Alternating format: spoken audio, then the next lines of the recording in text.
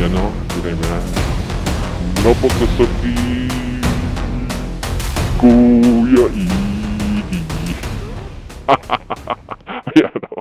O, tingnan nyo. Ayan o, kumakaway yung ano. Kumakaway itong inyong presidente. O, kaya ito naman mga tao na to. Mamaya, papasahin na natin itong post ito ng PTV. Post ng PTV, no? Itong PTV na to, government to no? Sa gobyerno to no? So, tignan natin, no? Basahin natin kung post nila dito. Ito, tignan natin yan. Panoorin, mainit. Saan ka na dyan? Lahat yan sama-sama. Natawa ako dito sa mainit, ng mga taga Binyan, Laguna. Si Pangulong Ferdinand R. Marcos Jr. na, ano yan, pangunahan ang trabaho at serbisyong pangkalusugan sa bagong Pilipinas at Alonte Sports Arena ng Sabado, March 2022. So, ganito po yung style nila, no? Ayan, mamimigay sila ng ayuda yan. Tapos pagkatapos niyan, di ba? Diba, ginigisat ang mga Pilipino sa sarili nating mantika dahil sa mga ano na to. Okay, alam niyo naman kung ano ginawa nitong ito kay dating Presidente Duterte. Kasi tignan natin itong video nila dito. Yung mainit daw. Mainit. O, tingnan natin kung mainit. Ang mainit o.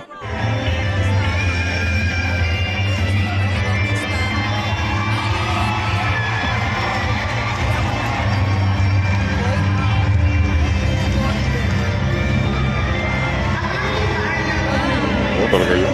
Tingnan yung mga tao dun sa likod, talagang nagkagulo. Tingnan yung mga tao sa likod, yung tingnan yung tao sa likod.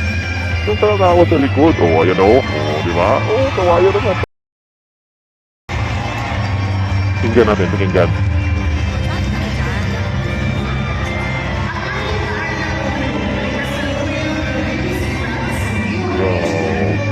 Mainit talaga. Iinit talaga ang ulo mo dyan pag ganyan makikita mo.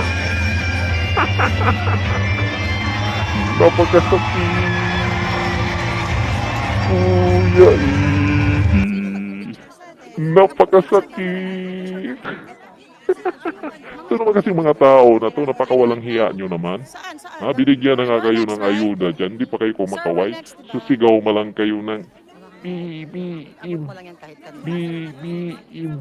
Kung hindi na kaya isigaw, di sumigaw kayo ng Duterte. Yan sisigaw nyo, Duterte. Pag di nyo kayang isigaw ng BBM. Sigaw kayo ng Duterte. Yan. Ito lang ha. Sabi nga nila mainit. Dito nga mas makikita natin dito na napakasakit. Ito. Yung si Presidente Duterte. Mula noon, balikan nyo yung mga video dati noon, nung presidente siya. At saka hanggang ngayon, tingnan nyo. Pag pumapasok siya mga ganyang mga tao, tingnan nyo at pagmasdan nyo yung reaksyon ng mga tao. Pagmasdan nyo, kumpara nyo dito sa presidente nyo ngayon. Pagkumpara nyo, doon mo makikita yung kung gaano katalino ang mga tao. Gaano katalino ang mga Pilipino. Kaso lang, wala tayong magagawa dahil sa kanila yung kapangyarihan Dahil, marami siyang aso Di ba? Dahil, aso, kahit pag binigyan mo ng pagkain yung aso, talagang pag may pagkain, aso. Di ba? Pumunta ka nga doon sa may mga manukan, daladala ka ng pagkain. Di ba? Talagang susunod sa'yo yan. Pagkainin. Pero, pag nawala na yung pagkain nila, tingnan nyo kung saan papunta yung manok. Kung wala kang dalang pagkain, tingnan mo. Tingnan natin mo.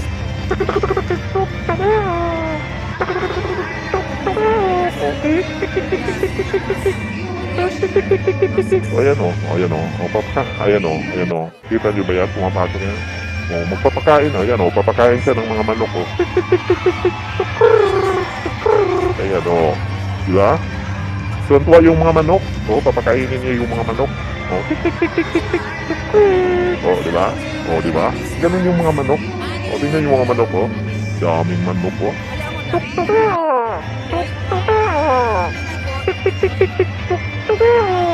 Yan daming manok Wow! Sana all! Sigaw nga kayo! Duterte! Duterte! O yan, yan. Ito post dito ng ano, no? Ng ETV4. At tignan natin, no? Mayroon itong 33,000 na reaction at 9,400 na comments. At ito ay, ilang, 5 hours ago, ha? 5 hours ago. Ganon din yung reaction dito. Pero tignan natin itong 33,000. Tignan natin yung 33,000. Sa 33,000 ay 22,000 ang tumawa. O ilang percent yan? Saan? Ilang percent yan Your tumawa? next, right? 5,000 yung nag-like, 2,000 yung nag-heart. So, pag samahin natin yung like at heart, 5, Mo lang yan kahit 6, 7, may 8,000. Group. O 8,000. 23,000 yung tumawa. O kita nyo? So, ibig sabihin, talagang hindi nyo na maluloko yung mga Pilipino. Dito makikita to kasi ito, walang dito, walang bias dito sa mga reaction na to. O ito, tingnan natin. Sa comments, dito tayo sa mga nagko-comments dito. O yan o, basahin nyo. Ayan, unang-una pa lang, haba naman itong comment na to. Hayaan mo na. No other Philippine president can evoke such a reaction from the Filipinos people. Only you, Rodrigo. Yan. Basahin nyo, mahaba masyado. O kita mo. I stand PRRD. Duterte. Mga nag-comment dito. Ayan pa. Nag-move na siya, nag-line natin. Oh, itong nag-comment ito, una-una, tingnan mo, Mag-video ka 2,000, 200 yung nag-likes. Sa bawat comment, may nag-like itong haba naman ng comment ni ito. Saan ka na dyan? Hindi natin Lahat basahin yan yan. Oh, mayroong 500 na reaction dito. Ito pa. Iba talaga ang crowd tao pag si Duterte na pumapasok. O yan, tama to. O tama to. Talagang nakitang-kita natin. Pag si President Duterte ang pumapasok, wala kang ibang maririnig kundi Duterte! Duterte! Dahil, alam nyo kung bakit? Dahil ipinapakita, nakita ng mga tao ng mga Pilipino kung gaano pinahalagahan ni President Duterte ang mga Pilipino. Mo lang yan kahit kanina. Paano pinapahalagahan ni President Duterte ang mga Pilipino. Ganun. Kaya ganun na lang ang reaksyon ng mga tao pag nakikita si President Duterte. Ito, straight PDP laban. Kita nyo naman ngayon, reaksyon ng mga tao sa mga OFW. Tingnan nyo lang. Kahit sabihin yung fake news, mga gunggong at mangmang lang sasabing fake news. Fake news ba yung mga video, mga gunggong, kahit ano pang gagawin nyo. Titingnan nyo nila yung mga page ninyo, kung ano yung mga reaksyon ng mga tao. Yung PCO, nagtatago na ng reaksyon dahil hindi makayanan sa dibdib nila. Kung nakakamatay lang yung pagsisinungaling, sigurado yung sa Aray, naku! Ang sakit-sakit naman ng ginawa nyo. Oh, totoo yun. Halimbawa, pag ikaw nagsisinungaling ka, tapos sabihin ng Panginoon, lahat na magsisinungaling, titigil ang buhay. Nako, yung PCO na yan. Sir, we're next, diba? Pagsabihin, pag nagsisinungaling ka, titigil ang iyong buhay. Group. Oh, sigurado yung PCO na yan. Sino sa tingin nyo? Sinong matitira?